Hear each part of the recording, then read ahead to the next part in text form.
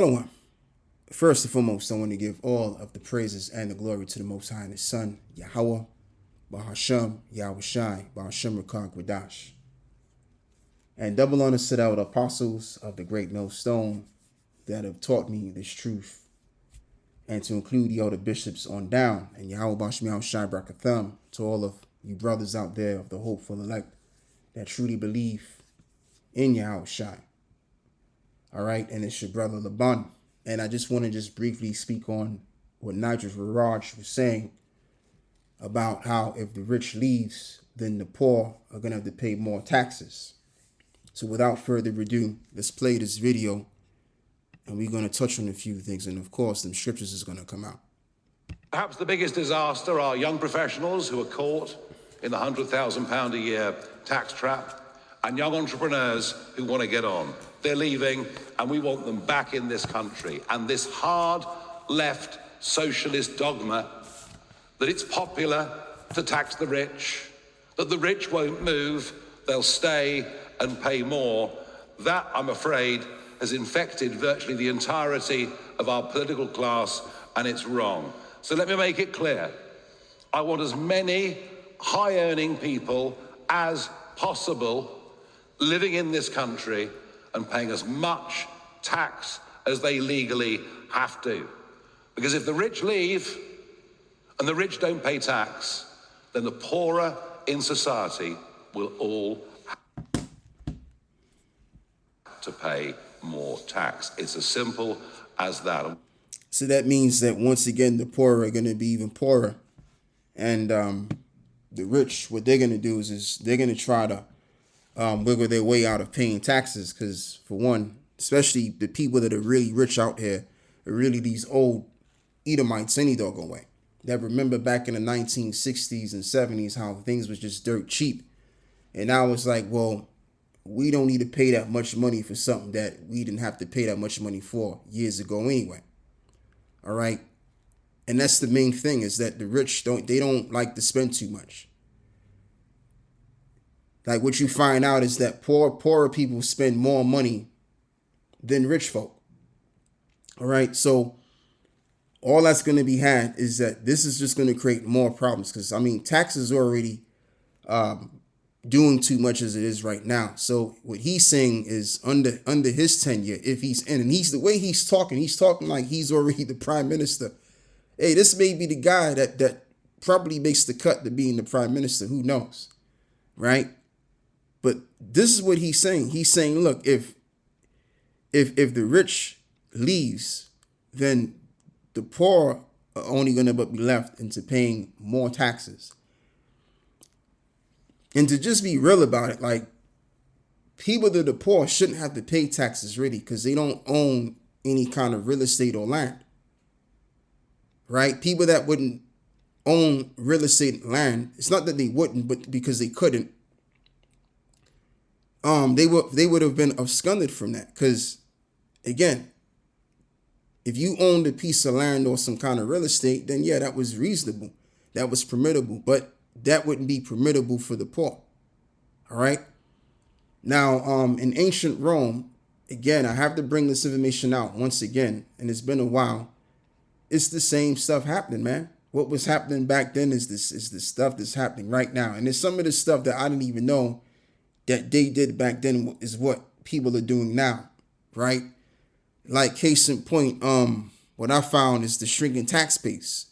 What's said over here, the wealthy elite found ways to evade taxes, while peasants fled the countryside to escape the tax burden, reducing the number of people paying taxes. I didn't know that at all. I had no idea that, right?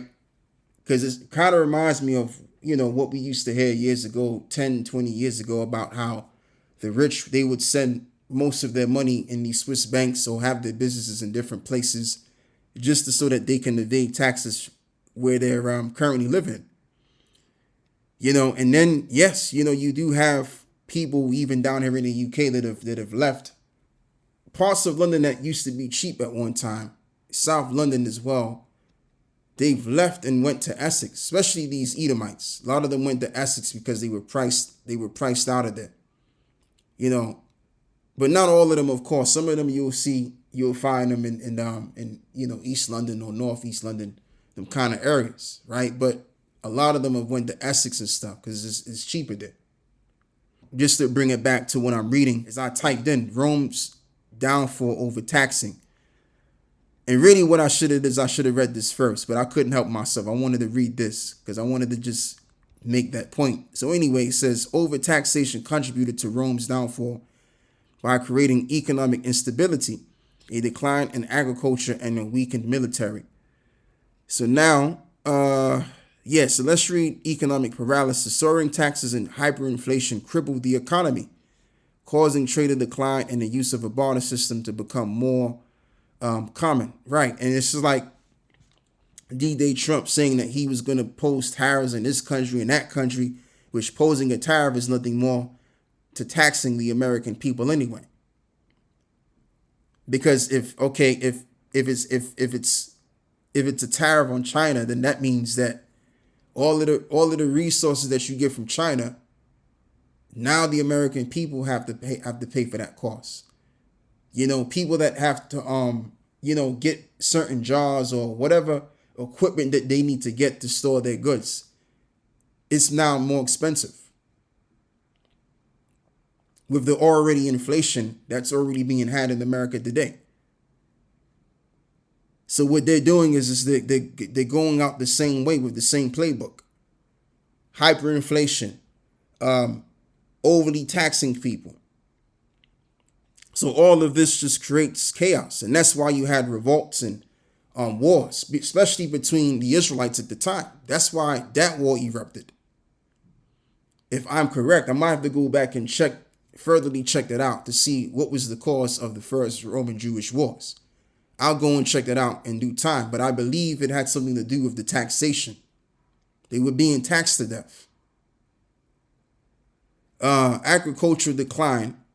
High taxes on marginal land drove it out of cultivation, leading to a decrease in agricultural output and a shift from cash crops to subsistence farming. Yeah, because when you're being overly taxed, then it's difficult to get workers to pay for. All right. So again, going back to what Nigel Farage is saying, so if the rich people are leaving, or let's just say the upper middle class or the middle class, the mom and pop store owners are leaving, right? Then it's going to make things even harder for poor people that don't own real estate, that don't own businesses, to find them a job. You're going to have fewer job opportunities. And let's just say you have a few people that can afford to stay here, but they can't afford to pay people to work. Guess what? It's still going to be difficult to go get you a job. All right. So what they're doing is and see, this is the beautiful thing about repenting and knowing Yahweh Bahasham Yahushua, knowing this truth, because number one, we can trust in a power. See, these people in the world, they don't know that there's a higher power to trust in. So what do? They trust in their government instead, not realizing the sad reality is that their government doesn't have their best interest at heart. And there lies the curse, as well as that's written. Cursed be the man that trusteth in man, that maketh arm his flesh. Right? Because there's going to be a bad outcome, especially when you're putting trust in these devils. The scripture says, trust not thine enemy. All right. So that would be a very, very sad place to be. Not knowing your power and putting your trust and your energy into these people, which they have an agenda to basically run things down to the ground. And when I say run things down to the ground, I'm talking about running things down to the ground where it concerns this old world system. Because the agenda of the higher ups is a new world system. And that's why they're making things a lot more miserable in this world today. All right? Because that's their agenda, man.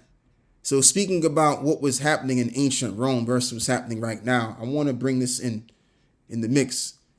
And what I could do is read, verse 3, right? Verse 3, I could start by reading. And I saw one of his heads as it were wounded to death, and his deadly wound was healed, and all of the world wondered after the beast. Salakia, this is the scripture right here that I wanted to read.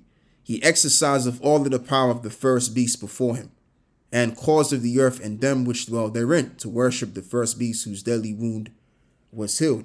So that's what these devils are doing right now. What they've done is they've taken every single thing that the ancient leaders or the Caesars have done, and revived this system as the same. All right. So this is the revival version of Rome being resurrected.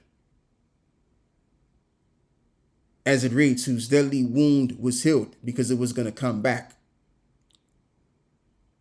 All right. So I also want to bring this in as well, because during the time of ancient Rome, you had the plebeians, you had the patricians. That was like your style of politics, which is where this system gets that from.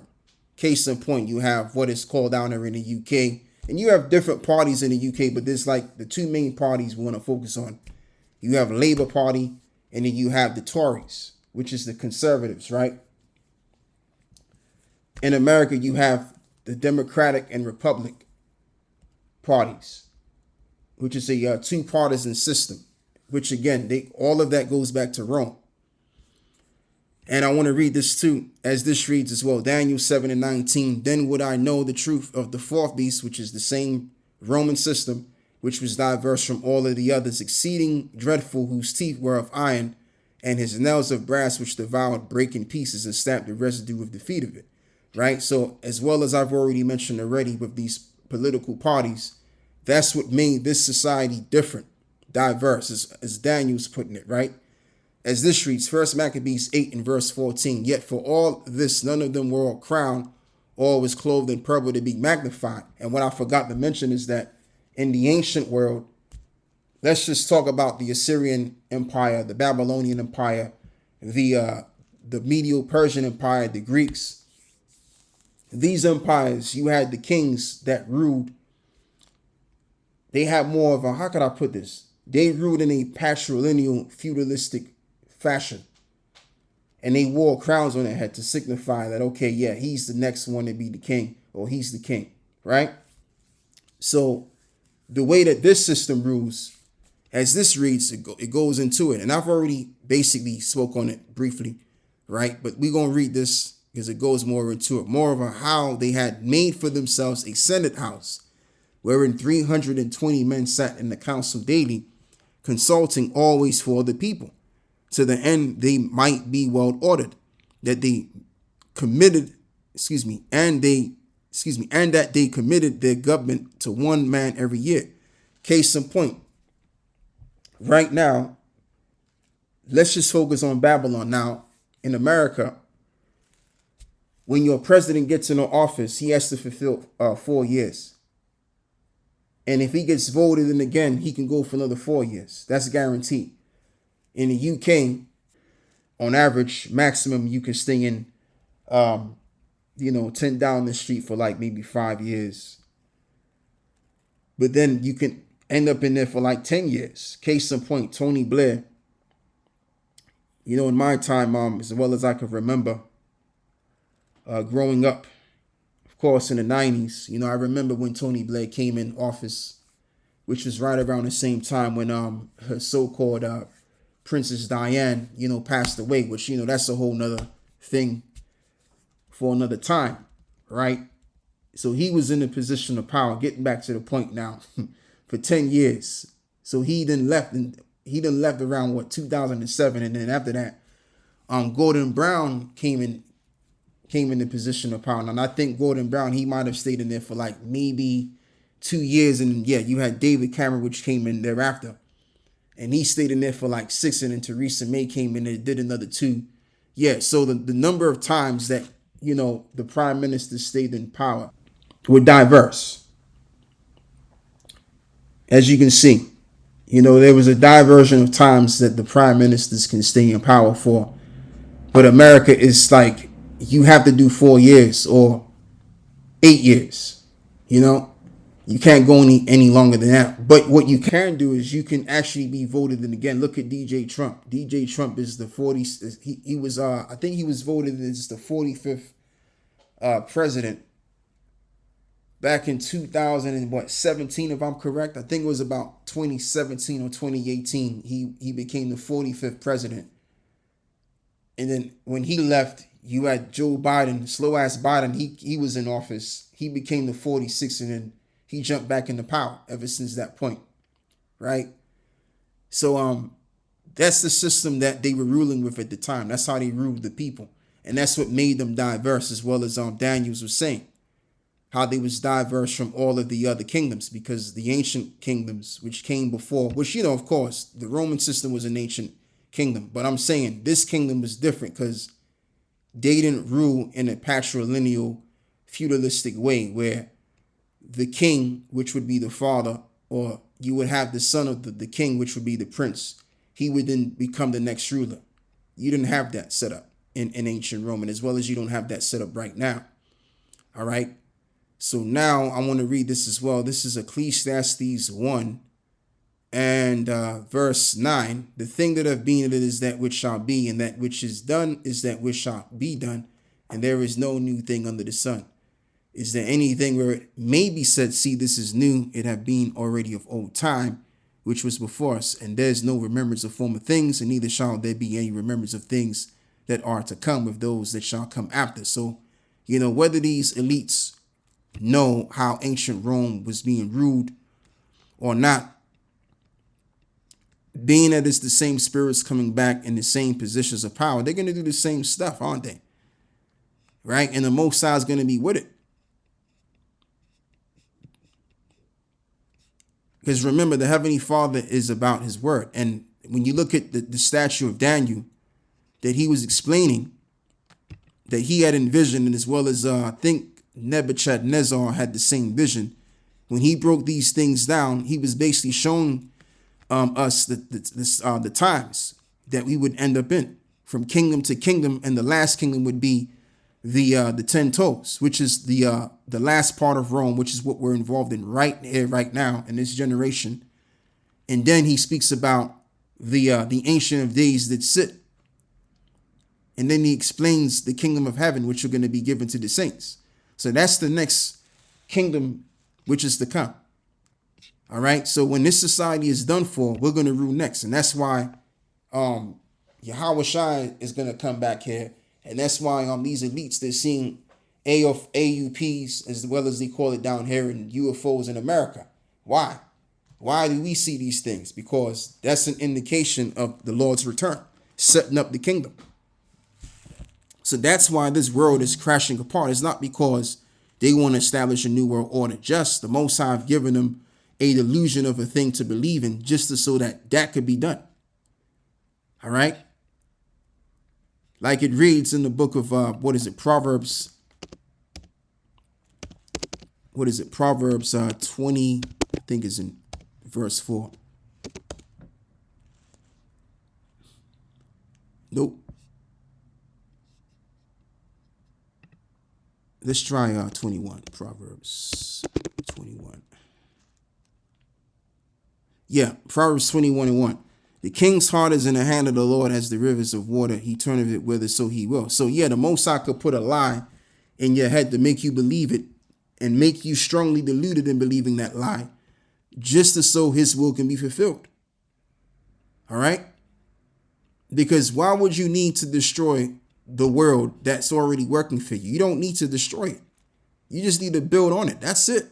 But these devils, they're working with these demons and spirits that's telling them, look, if you do it this way, then that would be the outcome. Not realizing that's a lie. That ain't nothing but a lie. All right? It's so that they can destroy themselves. The Lord has set these devils to destroy themselves, just so that Yahweh Shai can come back and establish the kingdom of heaven. That's what this whole thing is about, man. All right? That's what we see playing out. And this just goes to show you that the prophets were way more ahead of things. And they had a vast amount of knowledge of knowing what was what than the Magi's than all of these various individuals that were diving into the left hand side. Even when you read the story of the book of Daniel's, what we talking? If I'm correct, oh man, what chapter is that? Oh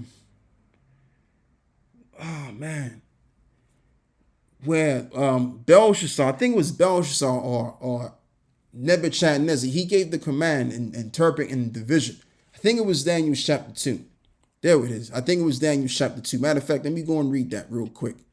Daniel chapter 2.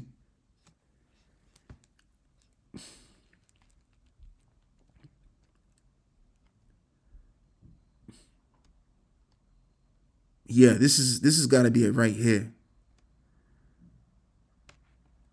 Right. Verse 10. Daniel chapter 2. And now begin by reading verse 9. And we're going to read all the way down, right? But if you will not make known unto me the dream, there is but one decree for you. For you have prepared lying and corrupt words to speak before me, till the times be changed. And therefore tell me the dream, and I shall know that ye can show me the interpretation thereof. The Chaldeans answered before the king and said, there is not a man upon the earth that can show the king's matter.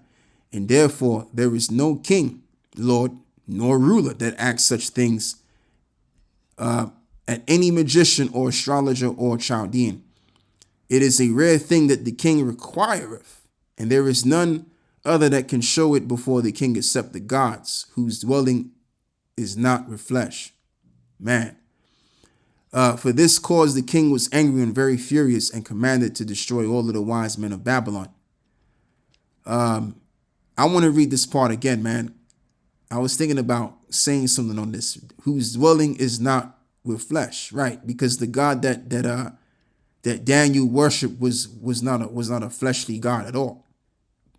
He's a spirit, as well as it's written that the Most High is a spirit, and that you should worship him in spirit and truth. All right. And it is a rare thing that the king requireth, and there is none other that can show it before the king except the gods, whose dwelling is not with flesh, which is the Most High. The Most High is not with flesh. He is a spiritual power, as well as that's written. And whoso worship him must worship him in spirit and in truth. And for this cause the king was angry and very furious, and commanded to destroy all of the wise men of Babylon. And the decree went forth that the wise men should be slain. And they sought Daniel and his fellows to be slain. And then Daniel answered the counsel and wisdom to Arioch, the captain of the king's guard, which was gone forth to slay the wise men of Babylon. He answered and said to Arioch, the king's captain, why is the decree so hasty from the king?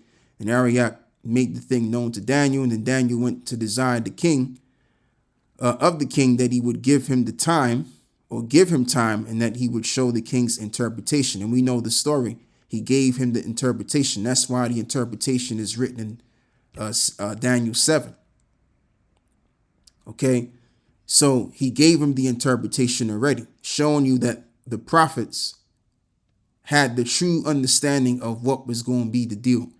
And it's the same thing that I'm saying right now. The Lord has lied to these people to believe that they're going to set up a one world system, when in fact the demons are telling them to doing what they're doing so that they can self-destruct and then the kingdom of heaven can be set up. So whether they know that I'm saying this or not, the Lord is going to have it so anyway. And it's too far gone before they even realize it.